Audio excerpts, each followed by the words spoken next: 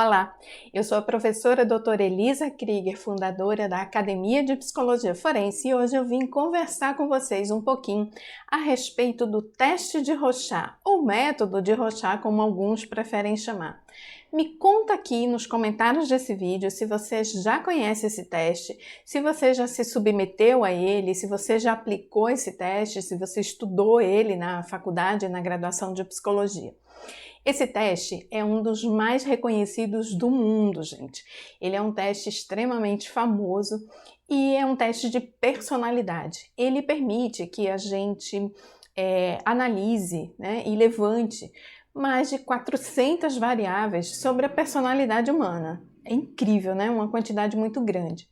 E esse teste, muita gente tem curiosidade, de saber como foi que ele começou, de onde que surgiu, aqueles borrõezinhos de tinta, aquelas manchinhas de tinta. Então é sobre isso que eu vou conversar com você hoje um pouquinho. O teste de Rorschach, ele foi criado por um médico suíço de mesmo nome, Hermann Rorschach. Tem gente que chama de Rorschach, com uma pronúncia diferente. Isso depende muito se você está falando, você teve um conhecimento da escola francesa ou da escola alemã, por exemplo, que vai ter um sotaque aí diferente, tá? Mas o que importa é que esse médico suíço desenvolveu essa metodologia para análise de personalidade quando ele trabalhava num hospital psiquiátrico em Zurique, na Suíça, em outras cidades também, Esse método ele foi sendo aprimorado com o tempo e, infelizmente, Hermann Rorschach morreu muito jovem, com menos de 40 e poucos anos aí, uma morte muito precoce devido a um problema de saúde, que ele teve na época e o levou repentinamente. E aí, os alunos, os acadêmicos de medicina, que estudavam ali com ele, deram continuidade a esse método. Inclusive, Hermann Rorschach tinha um apelido chamado Klex, que era uma palavrinha, uma gíria, para mancha de tinta, manchado de tinta, para borrão, Dizem, que o pai dele era pintor, mas não um pintor artístico, pintor de imóveis, E por isso o Hermann Rorschach desde cedo, teria convivido muito ali com as tintas, com o material do pai.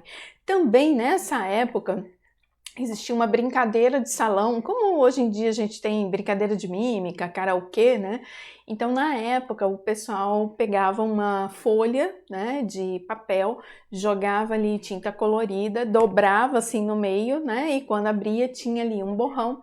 E era a partir dali que se brincava, de darem respostas, criativas. Como quando a gente olha para uma nuvem no céu, e diz assim, tá parecendo um carneirinho, tá parecendo um coração, Então parece que tudo isso influenciou Rorschach e nessa época também os testes de personalidade, principalmente os testes projetivos, eles estavam começando aí no mundo, E fez com o despertar aí do interesse dele, para estudar a personalidade humana a partir dessa técnica desenvolvida por ele com 10 manchas de tinta diferentes, Muita gente não sabe, mas a despeito das imagens originais circularem aí pela internet, a Associação Internacional de Rorschach e também o Conselho Federal de Psicologia aqui no Brasil pede, que se evite divulgar. Por isso vocês vão ver que nos meus cursos eu não divulgo, no material publicitário. Você está vendo aqui a logomarca da Academia de Psicologia Forense e está vendo uma máscara? Então, ela foi inspirada em uma das lâminas do Rorschach, E é um carinho muito grande porque eu sou professora desse método há mais de 10 anos, Eu tive a oportunidade de aprender Rorschach durante a graduação de Psicologia, Eu me formei na Universidade de Brasília, mas eu sei que não são todas as faculdades que fornecem esse curso durante a graduação, ou às vezes mostram apenas por alto o que é o Rorschach, mas sem ensinar a aplicar. Foi por isso que eu criei o nosso curso de Rorschach EAD aqui na Academia de Psicologia Forense. Mas então, dando continuidade, essa história muito interessante do Rorschach, Eu morei na Suíça há alguns anos durante o ensino médio, quando a minha mãe faleceu. E eu tive a oportunidade, né, de conhecer locais ali onde o Rochat frequentou, onde ele deu aula, onde ele atendeu. Ele é, obviamente, uma personalidade, né, muito famosa, né, no país. E é lá que fica a Sociedade Internacional de Rochat. Aqui no Brasil nós temos a ASBRO, né, que é a Associação de Métodos Projetivos e Rochat, né? Não só do Rochat, mas de outros métodos projetivos. E uma coisa que eu queria chamar a atenção para vocês é que o uso de métodos projetivos ele pode ser muito interessante porque ele vai driblar ali um pouco daquela desejabilidade social, daquela possibilidade de manipulação de respostas que você tem quando você aplica um questionário, né? Por exemplo, você pergunta para a pessoa, e quando você é contrariado, você fica bravo? É muito fácil a pessoa dizer, não, não fico não, né? Eu tolero bem, né? Então, os testes projetivos que não têm perguntas diretivas, né? Eles driblam um pouco essa possibilidade de manipulação, por isso são testes tão respeitados, né, tão considerados. O Rochat, ele é eu diria que talvez o teste de personalidade mais respeitado na área forense, que é a área que eu trabalho. Mas o método de Rochat ele pode ser aplicado também na área da psicologia clínica, na área de psicologia escolar, a partir de uma determinada idade, né, dos alunos, na área de psicologia da saúde ou hospitalar, na área de psicologia organizacional também, né? Então é um teste realmente muito rico, que traz muitas informações e que eu vou contar um pouquinho mais para vocês no próximo vídeo. Se você tiver alguma dúvida, alguma curiosidade sobre o teste que você queira que eu responda aqui em vídeo ou que eu te responda nos comentários, é só deixar aqui embaixo para mim, tá bom?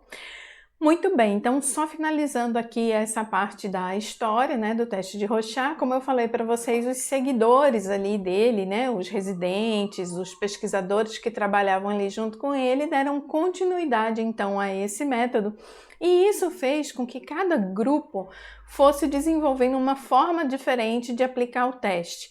É a isso que a gente chama de escolas de Rochat, né? Como as escolas de pintura, né? Como as escolas de gastronomia, né? São tendências, né?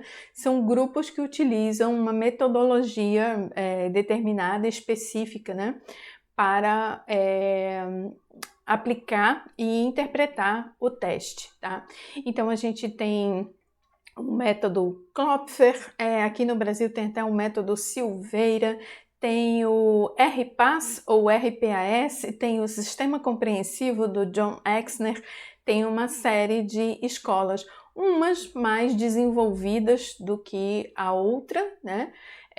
Então a gente tem esse diferencial. Atualmente ainda se usa muito o sistema compreensivo, né, do Exner, e também o sistema mais moderno, que é o RPAS, né, ou RPAS, conforme vocês quiserem, né?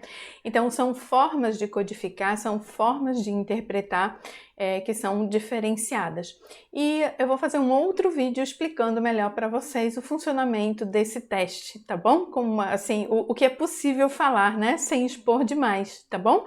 Para você conhecer. Então, deixa sua dúvida, deixa sua pergunta aqui, que no próximo vídeo nós vamos continuar essa nossa conversa. Espero que você tenha gostado, deixa o seu like, deixa o seu comentário, já encaminha esse vídeo aí para alguém que tenha fascinação por teste psicológico. Até o próximo vídeo.